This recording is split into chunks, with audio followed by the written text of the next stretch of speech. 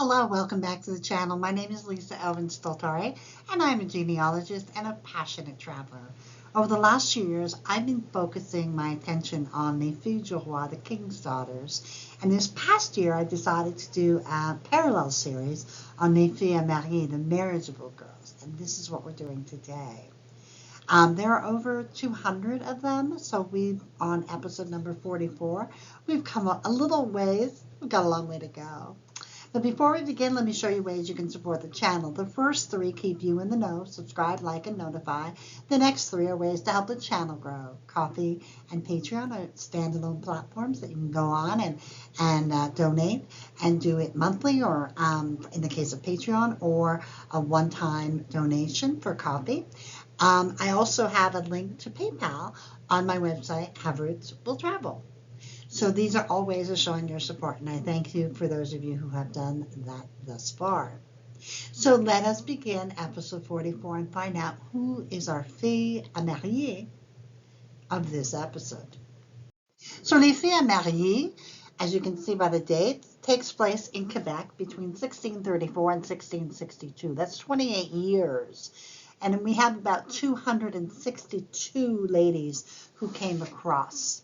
That's averages out to about 10 a year. That's not enough to form a colony. However, the ladies that did come, they came alone in large part or with, a couple of people. It was not a program. They did not get a reward. They simply, their passages were usually paid and they received a little bit of help in terms of clothing, but really not much compared to les filles du roi that came in the 60s and 70s. But these women were extraordinary, and I call them the founding grandmothers of Quebec. And if you're lucky enough to have les filles mariées in your tree, you know that you are among the true pioneers of New France. So let's have a look at our filles mariées of this episode. So episode 44, Francoise, Gausse, dite le Borgne. Quite a mouthful. And she comes to me from a suggestion from a viewer. Really appreciate it. I could not find her in any of my files, so it was a pleasure to get to know Francoise.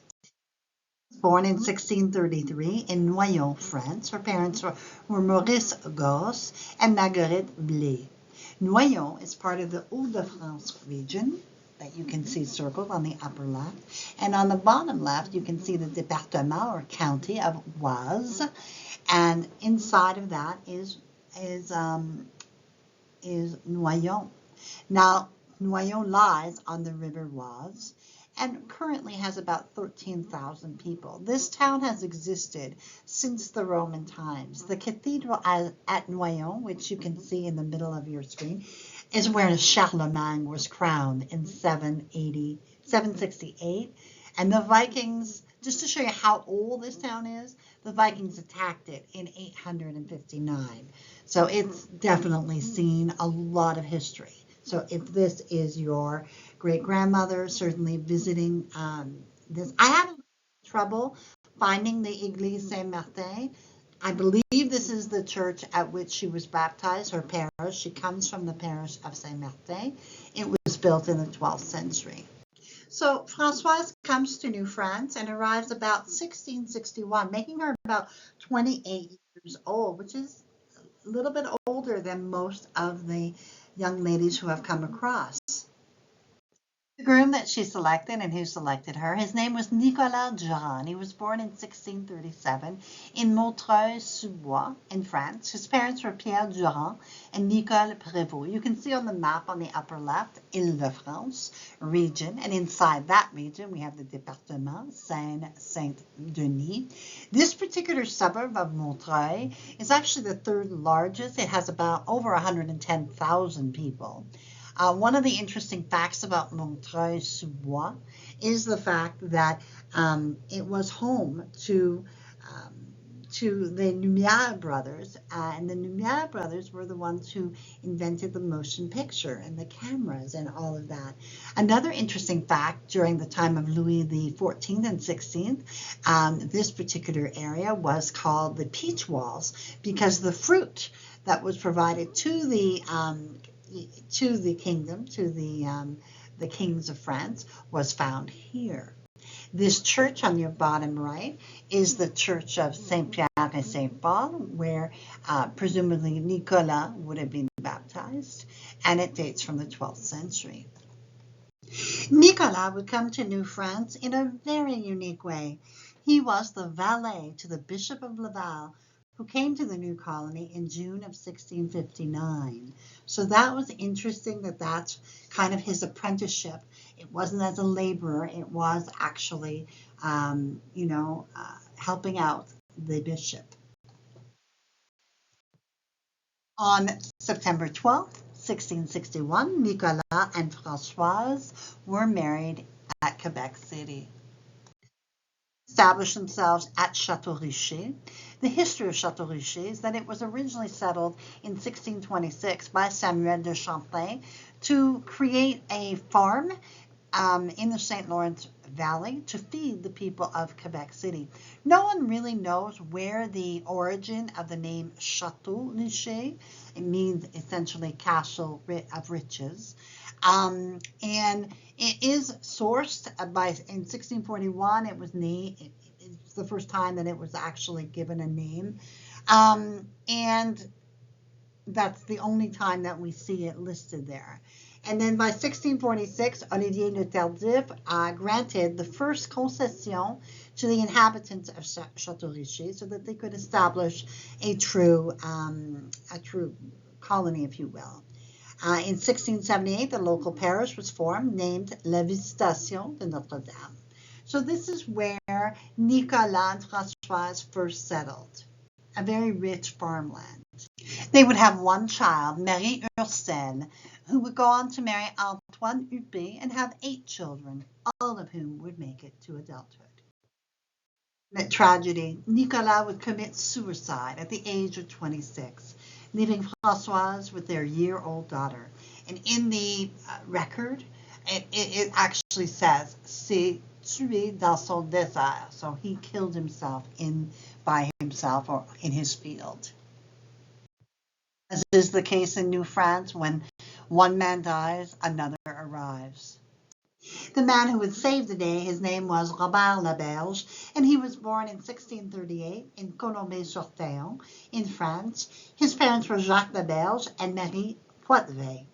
His commune is found in Normandy region, in the Calvados section, or département, I should say, or county of Normandy. And you can see here it's a very, very rural area. It has about 382 people. The church is called Église Saint-Vigard, and it dates from the 12th, and then it was renovated in the 15th century.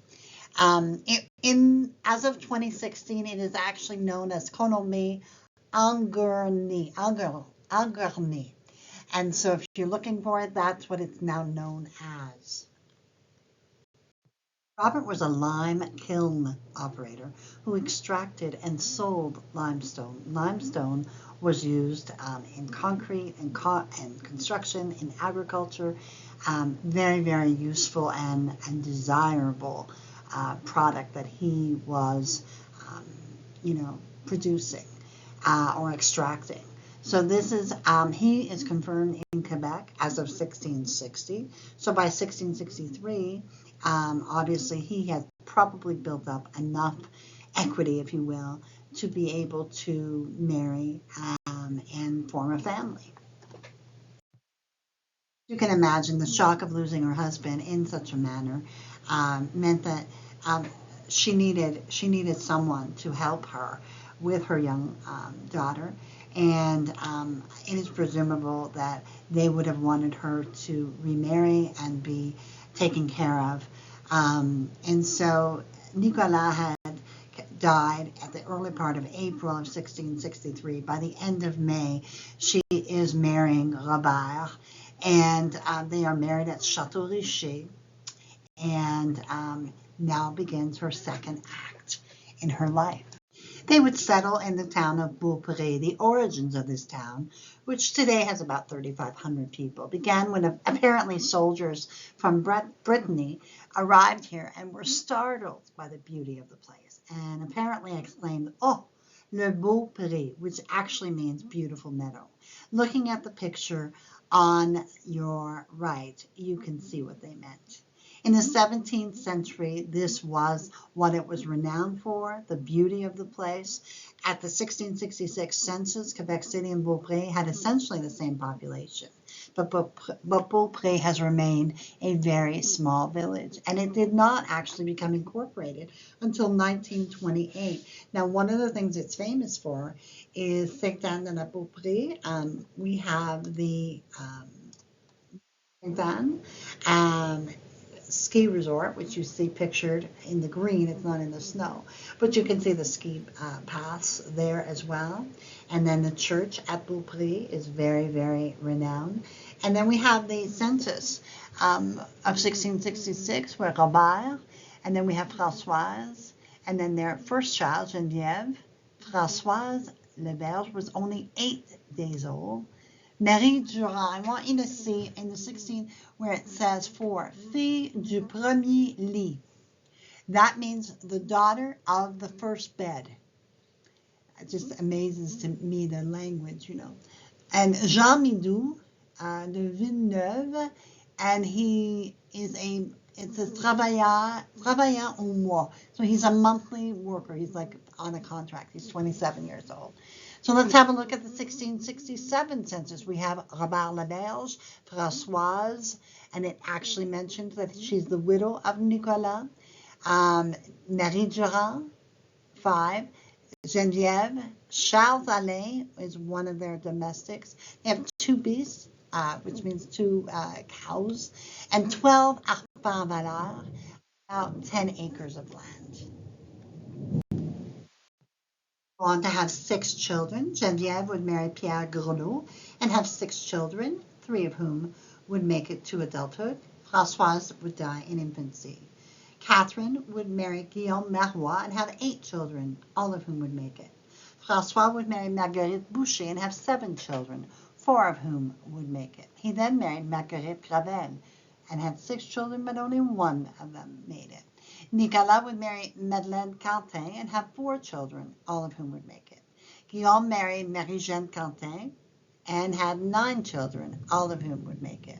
And in the 1681 census, we have Robert Laberge, Françoise, their children, Catherine, François, Nicolas, Guillaume. They have 1 gun, 5 bêtes à cornes, 5 goats, and they only have 2 arpents valeurs. It is possible at that point that he has, branched out and wanted other things. He obviously has probably sold some land, and it's an interesting kind of.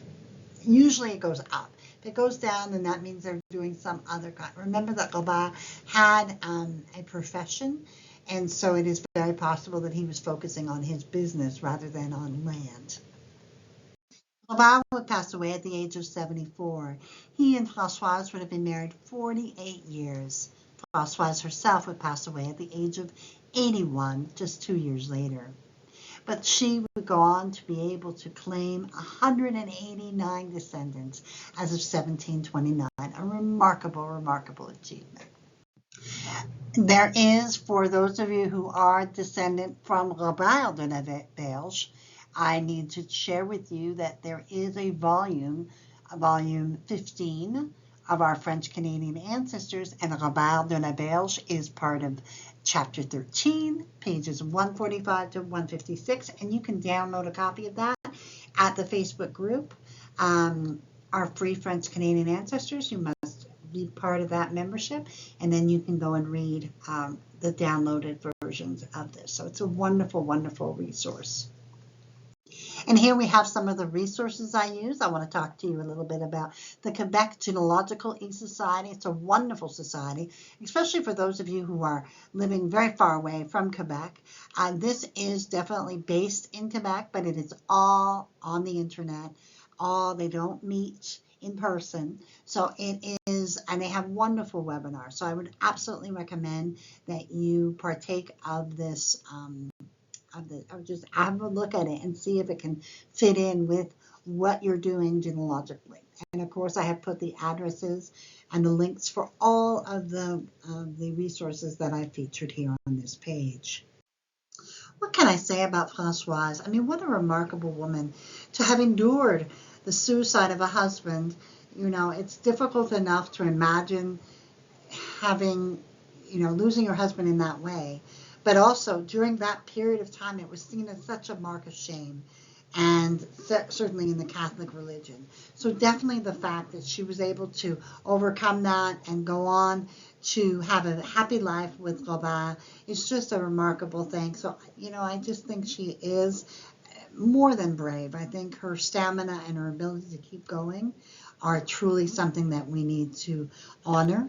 And we are grateful that she came to our shores. And look at all the descendants that are there. So thank you to my viewer for recommending this particular biography. I really enjoyed visiting this and seeing what was going on during that time. So thank you to my viewer. I also want to say thank you to the patrons and supporters. I couldn't do this without you, or I couldn't do it as well.